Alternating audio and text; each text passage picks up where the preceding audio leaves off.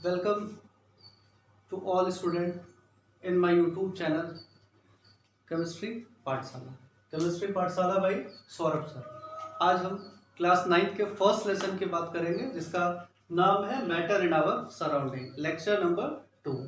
कल हम सभी लोगों ने देखा था मैटर को हम 3 पार्ट में क्लासीफाई करते हैं, सॉलिड, लिक्विड एंड गैस। उसको हम क्लास 11th में स्टेट ऑफ मैटर या इसको हम स्टेट ऑफ मैटर भी कहते हैं। मतलब मैटर के 3 state, solid, liquid and gas. आज हम सभी लोग डिस्कस करेंगे topic that is solid state.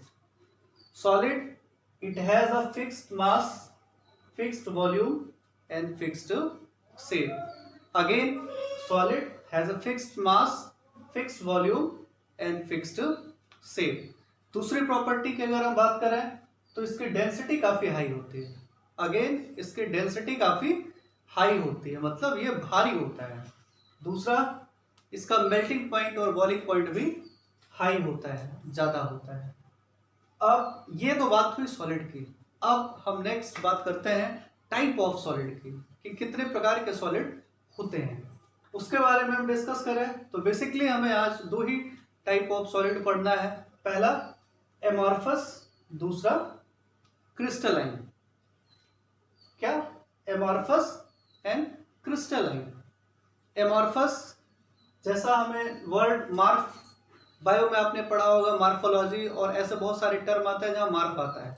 मार्फ में फॉर्म होता है, रूप होता है, प्रकार होता है।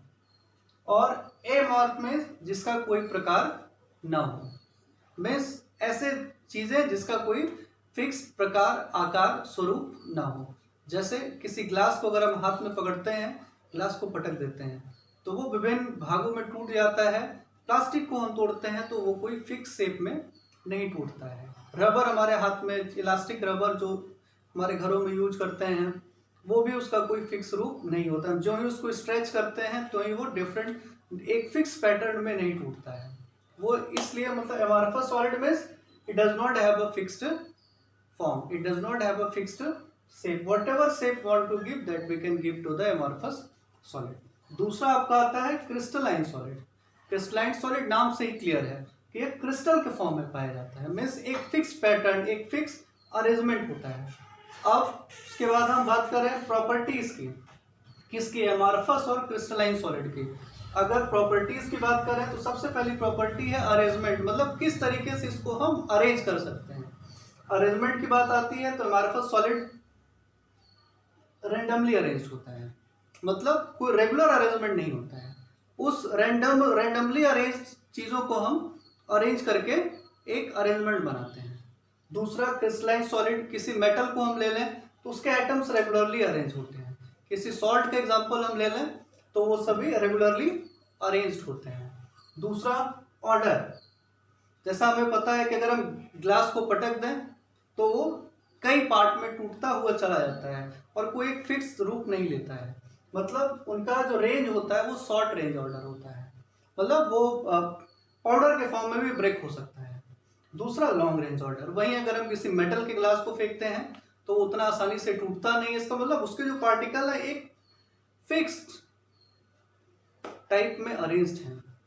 तीसरी बात करें मेल्टिंग पॉइंट। जब रेगुलर अरेंजमेंट ही नहीं है, ऑर्डर भी शॉर्ट है, तो मेल्टिंग पॉइंट स्वभावतः लो ही होगा, कम होगा। और इसका मेल्टिंग पॉइंट काफी हाई होगा। क्यों? क्योंकि उसके पार्टिकल रेगुलरली अरेंज्ड हैं। फिर बात करें क्लीवेज, मतलब ब्रेकिंग के, अगर उसको हम ब्रेक करते हैं, जैसे अगर किसी ग्लास को हम ब्रेक करें तो इररेगुलर शेप में ब्रेक होता है। और अगर किसी क्रिस्टलाइन सॉलिड को हम ब्रेक करें तो एक फिक्स पैटर्न में वो ब्रेक होता है। नेक्स्ट टॉपिक है आपका आइसोट्रॉपिक एंड एनआइसोट्रॉपिक।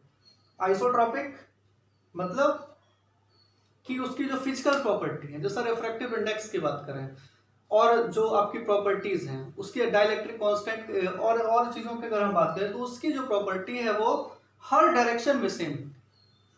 इसका मतलब कि उसको अगर हम डिफरेंट एंगल से भी ब्रेक करें तो कोई प्रभाव नहीं पड़ता। लेकिन वही क्रिस्टलाइन सॉलिड की जो प्रॉपर्टी होती है वो थोड़ी सी अलग होती है। मतलब अगर डिफरेंट डायरेक्शन में अगर उसकी फिजिकल प्रॉपर्टी को मेजर करें तो वो अलग अलग होती है, जिससे हेलो डियर स्टूडेंट, आज हमने क्या देखा कि टाइप ऑफ सॉलिड, कौन कौन से सॉलिड, क्रिस्टलाइन, एमारफस। एमारफस जिसका कोई रेगुलर अरेंजमेंट ना हो, ए मीन्स नॉट, मार्फस मीन्स फॉर्म, कोई रेगुलर फॉर्म ना हो, जो भी शेप हम दे दें वो फॉर्म उसका बन जाए। दूसरा क्रिस्टलाइन मीन्स जिसके जो भी सब्सटेंस होंगे ना, ये सभी क्रिस्टल्स के फॉर्म में अरेंज होंगे। अब उसके बाद हम बात करें इनकी प्रॉपर्टीज की। They are amorphous solid, randomly arranged, इनका ऑर्डर सॉर्ट होता है, मेल्टिंग पॉइंट लो होता है। इसको हम ब्रेक करते हैं तो कि एक इरेगुलर शेप में, जैसे इसको मैंने अगर पटक दिया तो ये ग्लासेस जो भी टूटेंगे, हमारे घर में चूड़ियाँ टूटती हैं, गिर जाती हैं, हाथ से लग जाता है, तो उसका कोई रेगुलर अरेंजमेंट में वो नहीं ब्रेक होता है। इस तरीके के सॉलिड्स को हम एमॉर्फस सॉलिड कहते हैं। आइसोट्रॉपिक उनकी फिजिकल प्रॉपर्टी, जैसे रिफ्रैक्टिव इंडेक्स की बात करें तो हर एंगल पे एक ही होता है। फिर एग्जांपल्स की बात करें, प्लास्टिक्स हमारे घरों में यूज होती है, रबर हमारे घरों में यूज होता है, और ग्लासेस जैसे ये ग्लास या कोई भी ग्लास, ये सभी एग्जांपल्स हैं आपके हमारे पास सॉलिड के। दूसरा क्रिस्टलाइन, इनकी अरेंजमेंट रेगुलर होती है, इनका लॉन्ग रेंज ऑर्डर होता है, ये इनके मेल्टिंग पॉइंट काफी हाई है क्योंकि पार्टिकल्स टाइटली बाउंडेड हैं। नेक्स्ट आपका क्लीवेज, इसको हम ब्रेक करते हैं तो एक फिक्स रेगुलर पैटर्न में ब्रेक होता है। नेक्स्ट आपका है ये एनआइसोट्रॉपिक है, मतलब इनके जो फिजिकल प्रॉपर्टीज वो डिफरेंट डिफरेंट एंगल में डिफरेंट हैं। अब एग्जांपल्स की बात करें, सॉल्ट ले लीजिए, जितने भी सॉल्ट्स हैं, मेटल्स हैं, these all are the examples of the crystalline solid. That's all for today. Thank you for watching and be in your home, be safe. That's all for today.